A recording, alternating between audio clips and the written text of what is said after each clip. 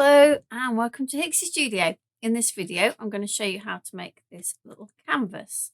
Now I'm using quite an interesting die set, excuse me. It's this one from, it's a Sizzix Thinlets. It's a Tim Holtz and it's actually called Abstract Faces because as you can see from the packaging, you can make these abstract faces with it. Now this particular project is to show that you don't have to make faces because if you're a little bit intimidated by it, and to be fair, I was when I first saw it, you know, just think of it as shapes, and I'll go through the shapes in a moment. That said, however, I have got another video showing this one where I have used it as faces. So if you are sort of more into the abstract, then have a look on our channel for that one. So you get 19 dies in this set, and they come in this lovely little envelope. I've got mine on a magnetic sheet just for ease. And so what do we get? We get the heart, and we get this kind of I have no idea what shape you'd call that, but again, it's quite useful for the faces. You get this sort of abstract semicircle, this kind of scallop border, this one here. You get these three different kind of squiggles. I'll show you them cut out in a minute. I'm not going to cut them all out because some of them are absolutely tiny. This sort of this reminds me like the old-fashioned price tags that you used to get, but they'd have like them in stars and you'd write them on. Then you get the bits that are more specific for the faces. So you get these bits. So if I show you on here, this would be this bit here. So it gives you kind of that nose and eyebrow. Similar with this one here. This one is like two eyebrows, you know, across the top. However, it also reminds me of, like, you know, when you do the seagulls on your pictures when you don't want to do them too detailed. So there's that. You've got these ones are like eyes and eye. So this one is this eye here, and it provides that little dot. This one is like eyelashes there. You've got these two here, like they've been used there for cheeks. I know on my other project I use them for eyes. And then you get this one. This one does my head in, really. That it cuts that tiny weeny dot, and every time I do it I lose it. So be careful when you cut them because they are so small. That said, when you are doing eyes, and particularly when you're using these for eyes, they are really useful. So I will grab my little pack. So this is what they all cut out like. The one in, I haven't got the dot in here, or did I? Yeah, I did. Look, that I can get it out. I'll have lost it before I put it back in, I'm sure. That that is what that cuts out. Okay, you can see how easy it would be to lose those. So if you are cutting them, have something to put them in. So yeah, there's the sort of starry one and the one. So these are the bigger sort of ones. Oh, the mouths, I didn't show you the mouths. They were inside of there. So this one creates the mouth there like that. And that's the other mouth there. I have to say it took me a little while, and that's why I cut them out, because it's you need to play with these if you're going to do the faces, or even if you're not, just so that you can see what shapes there are and what you can do with them. Just play around with them. So that's them all cut out. So there's 19 of them. And yeah, even if you're not into the kind of abstract faces thing, these are amazing just as mixed media type pieces. So what I've done on here is I've used a lot of them for texture. I also made my own little stamps, and that, to be fair, they haven't come across as well as I'd hoped on the background. I'll have another go with them now. So I cut like 3 of each and layered them, and yeah, so I made like little stamps because I like stamping on my texture backgrounds. And then I've made a piece to go on the top using other bits. So let's get going. And like I say, I have, because there are so many pieces, I have already got all the bits and pieces cut out. It just saves time, and they are quite, like you can see, quite little and quite fiddly. All right, so put those to one side for now. Okay, so I started with just a small canvas, and I have used the squiggly ones, and I quite like the idea of these as a little bit of a border in the corner, like so. So think of you know, like when you use texture paste through your stencils to create a little bit of texture. Think of them in that way. And I literally just played around with, I used some of these as well, until you're happy. Now I know my kind of image, if you like, is going down through there, and my sentiment is kind of going to go here. So I kind of focused more on these bits around here. Okay, so I already have these stuck down because they are obviously quite fiddly. So these are already stuck down. The next thing I did then was to gesso over the whole of that. So I'm going to do that. Right. I am just going to put a craft mat underneath here.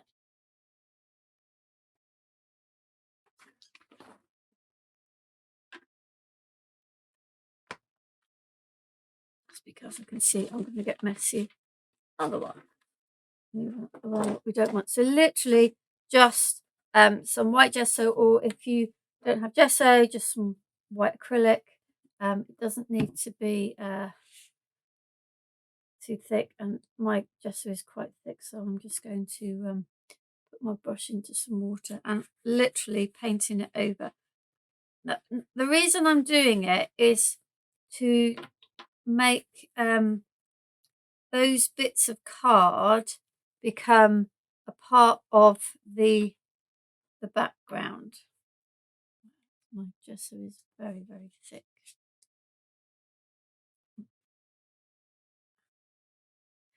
So, and it also means then the card is kind of has a coating on it, or all the other techniques that I'm going to kind of put on to it and the canvas.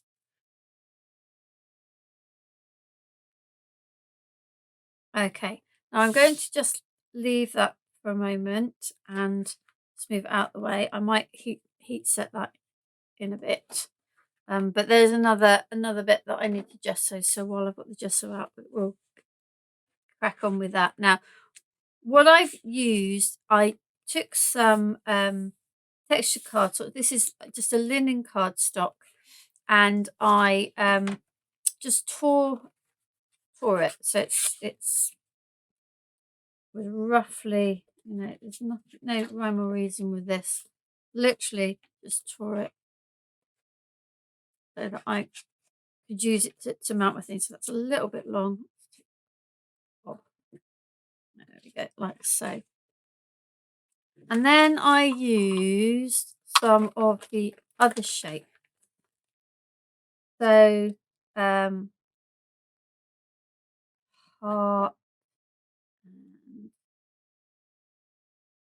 and again, this is about play around with where you want to put things.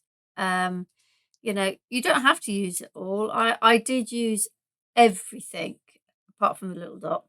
And I, you know, I was making it come off page.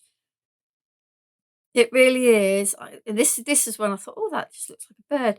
I was like, this is the sun. There's a bird.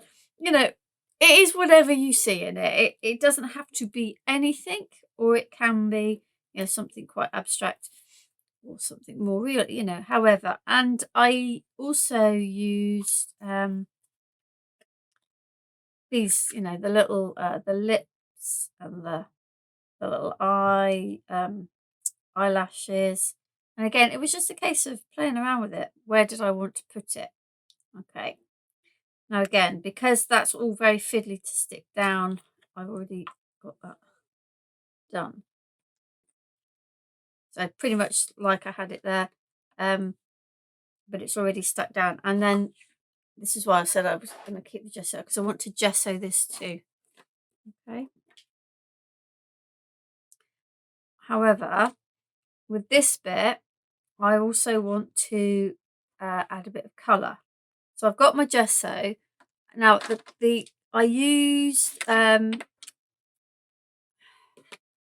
greens. Now I can always guarantee that this one is not going to look quite like the previous one, because I can never remember quite what I used, but I know that I used sort of a combination. I don't want to get gesso on my pads, but a combination of some bundled sage. So I'm using the oxides, some bundled I can't say the word sage, bundled sage, and peeled paint, and I used gesso as well. So, but this time I used a stencil brush. There we go.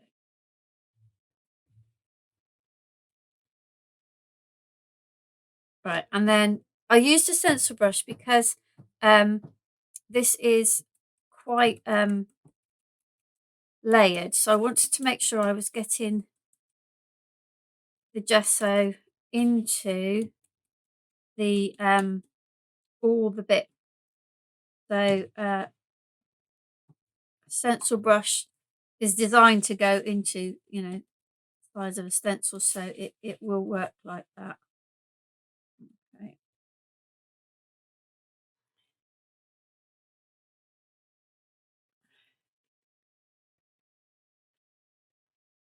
Okay, so there's that bit there. Now we're going to put that to the side to dry. Slowly spreading out the entire day. Put that over to dry for a moment. Then I'm going to come back to my little canvas, and I'm going to put some of this over here as well. I'm not to get too much mess.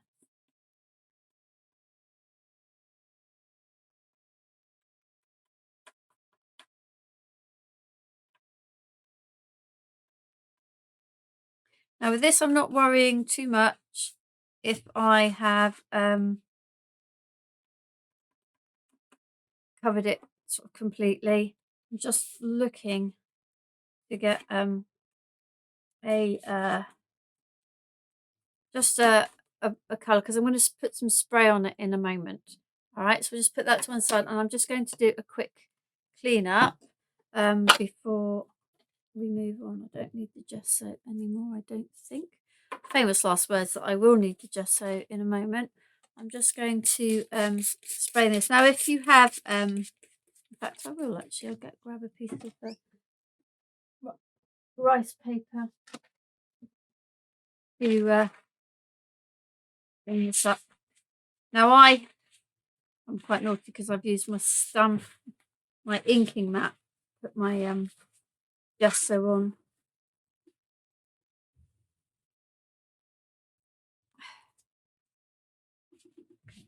I am going to, however, go over that again with a piece of kitchen roll to make sure I've got it all up and it is dry. Okay. It is, I mean, if you're working in a small space, it is worth taking the time to clean up as you go. Just getting it everywhere. Because otherwise you are going to contaminate the next bit with what you've done previously. So I am just going to bring back in first of all this bit, and we're going to give it a bit of a blast with the heat gun.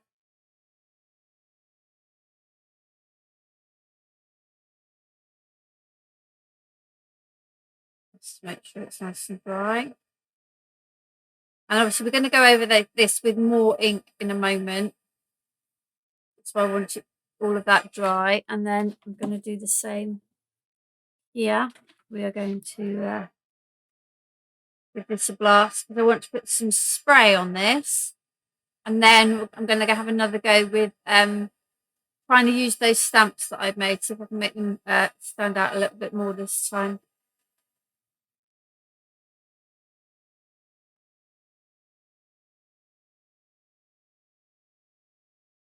Okay, so going to grab my spray. So the oxides I'm using are bundled sage, peeled paint and forest moss, and I've got peeled paint and bundled sage in my distress sprays as well. So those are what I'm going to use. I'm just giving them a shake to agitate and mix everything, and then I'm just going to give this a bit of a spray.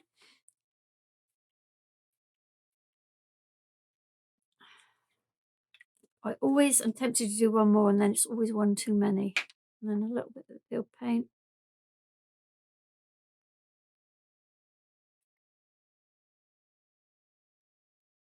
Okay, and put that on a bit of paper and clean off my board before I go forward and do anything else.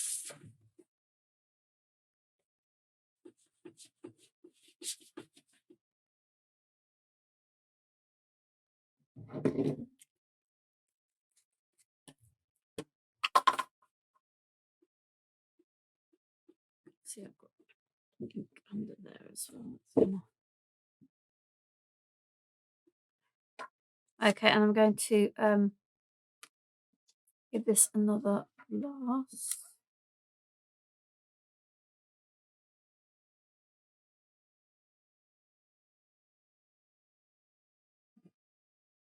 Now, this is that bit in the centre is a little bit darker than I necessarily want. So what I'm going to do is I'm going to do what we call knocking it back. First of all, I'm just going to dab off the excess there.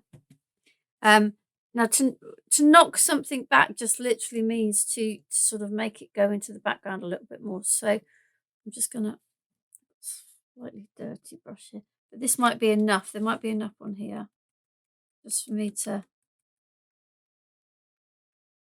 No, I need some more. I need some more of my gesso. Okay, there we go. So it's just dulling it down a little bit, taking away some of the brightness. Okay. And I'll give that another little zap with my heat gun.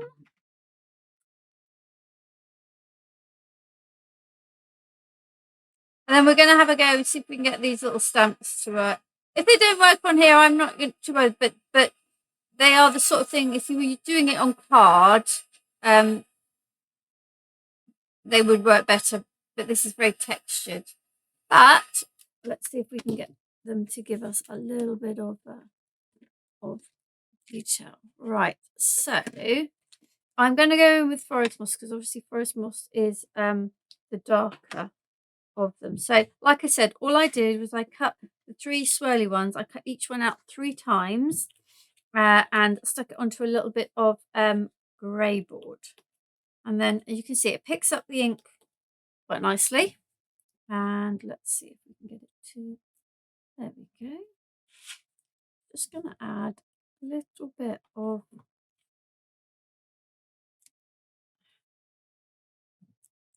texture, a little bit of extra colour. I might put some on in peeled paint as well. We'll see if the bundled sage will. I'm going to, so I don't contaminate, because obviously this is slightly different from using rubber stamp. I use one with each of the different ones. You see, so some of it only picks up a little bit, but it is giving a little bit of a of additional texture. So another thing. I mean, and to be honest with you, these are the sorts of things that I would use on not necessarily with these dies, but as a texture stamp. There we go, that looks nice. On another background. Oh, I'm liking that one. Okay, so definitely I'm getting more out of these this time than I did last time. Let's see if anything shows. The bundled sage is probably a bit too light now, but we'll see. You can see. Oh no, that's quite cool.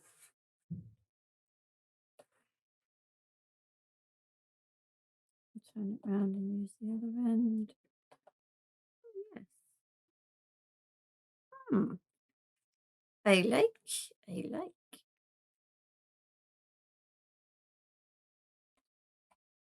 Okay, brilliant. So using them as stamps is another way that you can use them. So let's see where we are at.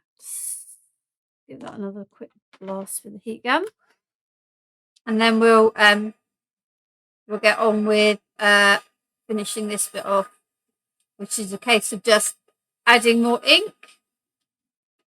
This time with a brush, so we're using from the ink pads, and I've got a little bit of black soot. So this time you can see this background. This background is a lot darker than this one. So I might need to think a little bit differently about how I do this. So I'm going to go in with, not the bundled sage because that's now too light for this. We're going to go in with some peeled paint and some forest moss. I'm going to reuse the same brush for both of those. Right, I'm going to just remove the canvas for a moment. I'm just going to start going over, and you can see that because bits are at different levels, it's picking up on different parts. So we're still keeping some of that lighter that we put on with the gesso. That was gesso mixed with the bundled sage and the peeled paint.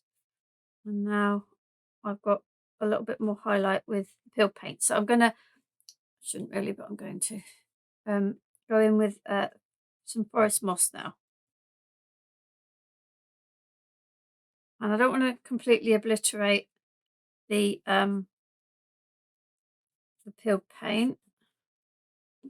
So just gonna just give bits here and there. Yeah, it's looking, as you can see, I've done pretty much the same thing, but you're always going to end up with something different because you're going to apply the ink a different way. You're going to apply the spray in a different way. You're going to stamp in a different way. So you're always going to get something different. Now, the other thing I've got is some black oxide. Again, this black soot oxide. And this hopefully will just give me a nice dark.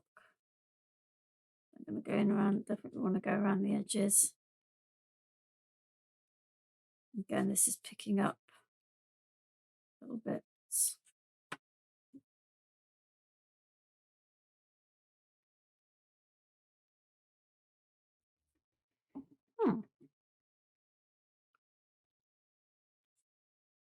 I am rather liking this.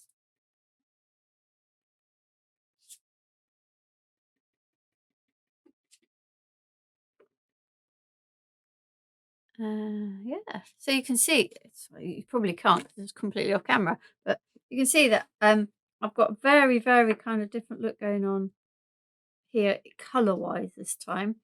Right, so what do I need to do now? What I'm going to do is I'm going to just use, let's put the lids on these ones. Peel paint and forest moss. I'm going to use the black oxide, and I'm just going to go around the edge of my canvas.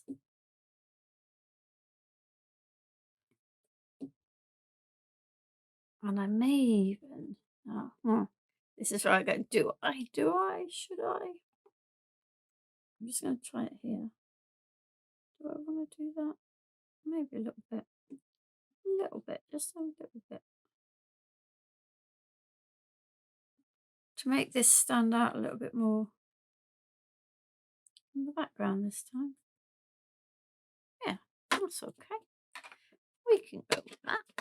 Right. So the next thing is well, first of all, I'm just gonna spritz my hand and dry them off with a bit of towel because I want to rip another piece of white card, and with the best will in the world, I'm probably still going to end up with ink on the card, but we can at least minimize the amount of ink I'm putting onto the card. That would be good. Right, so I've got some more of the textured card, and what I want to do is I want to rip a piece that's going to be just wider than that, so that it will sit on there. So I'm going to go down under there. Let's go back on that side. See.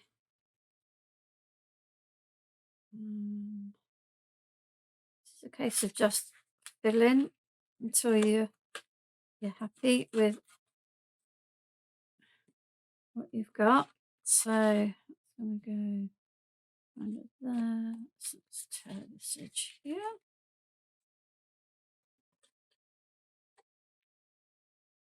So as I was saying, you know, the whole abstract faces thing may be something that you look at this piece or this set of dies and go, oh no, abstract face is not for me. But if you look at them just as a set of great mixed media dies, then you know it opens up a whole another ball game. So don't be put off by the abstract faces sort of concept, because it doesn't have to be like that. You know, with your dies you can use them in any way that you know you fancy, really.